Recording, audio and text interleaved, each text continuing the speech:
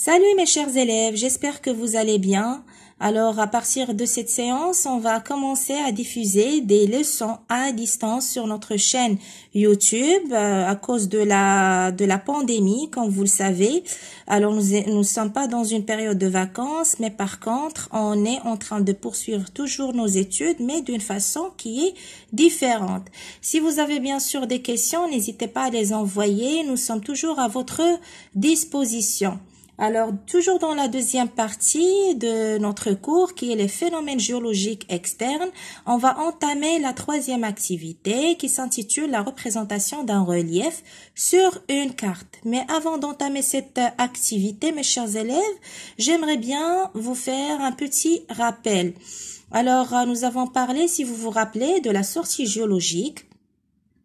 Nous avons vu l'intérêt de la sortie géologique et les outils indispensables pour réaliser une bonne sortie géologique, parmi lesquels nous avons vu le marteau de géologue, la loupe et la boussole. Nous avons vu bien sûr d'autres outils indispensables et leur utilité.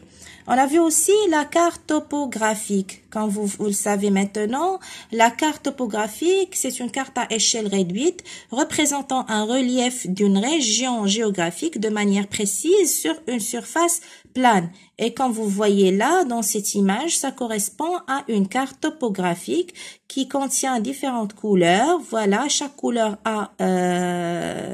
on va la trouver dans la légende qui détermine quelque chose. On a aussi des coordonnées, des écritures de région, des courbes de niveau, etc.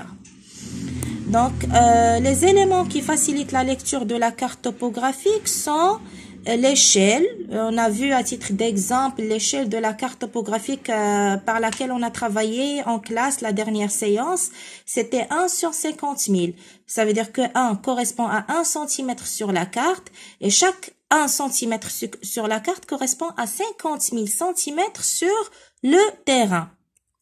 On a vu aussi la légende qui nous permet de lire tous les signes et les couleurs représentés sur la carte, parmi lesquels les cours d'eau, la végétation, les courbes de niveau, ça veut dire des reliefs. On a aussi des aménagements, etc. Sans oublier bien sûr les coordonnées kilométriques. Alors nous avons fait bien sûr les coordonnées kilométriques de la phare d'El Ankh et de la région de l'aéroport en Casablanca Anfa. On a pu déterminer ces coordonnées grâce à des projections. Donc on a fait des projections sur les axes qui sont horizontaux et verticaux qui contourent la carte topographique. Comme vous le voyez ici, mes chers élèves, on a aussi des courbes de niveau qui sont des lignes, ces lignes marron-là, qui représentent les points du relief d'égale altitude. Voyons dans cette image que vous avez, donc ça c'est un relief. Et là, comment on va présenter ce relief-là sur la carte? Donc, on va faire des projections des points qui ont la même altitude. Par exemple, ces points-là, on va les projeter directement sur la carte pour avoir des courbes de niveau. Et comme vous voyez, mes chers élèves, les courbes de niveau représentent des courbes de niveau qui sont plus espacées, comme vous le voyez là, et ça correspond à une pente qui est douce. Et de l'autre côté, on a des courbes de niveau qui sont beaucoup plus rapprochées. Ça veut dire que il y a une pente qui est rapide.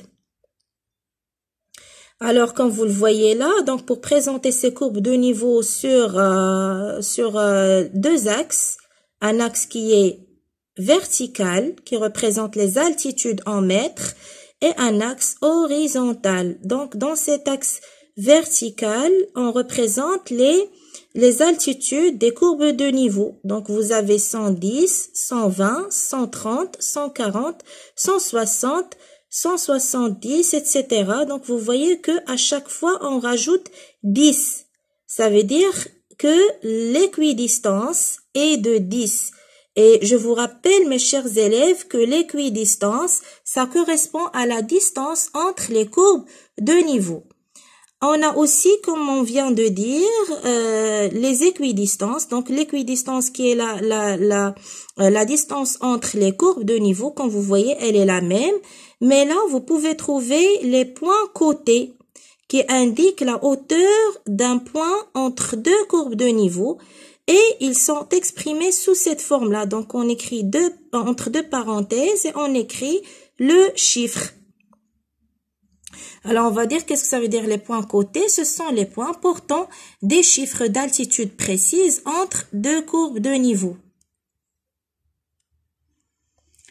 Alors, après, on va passer à comment réaliser un profil topographique. C'est ce que nous allons faire dans la séance vidéo prochaine.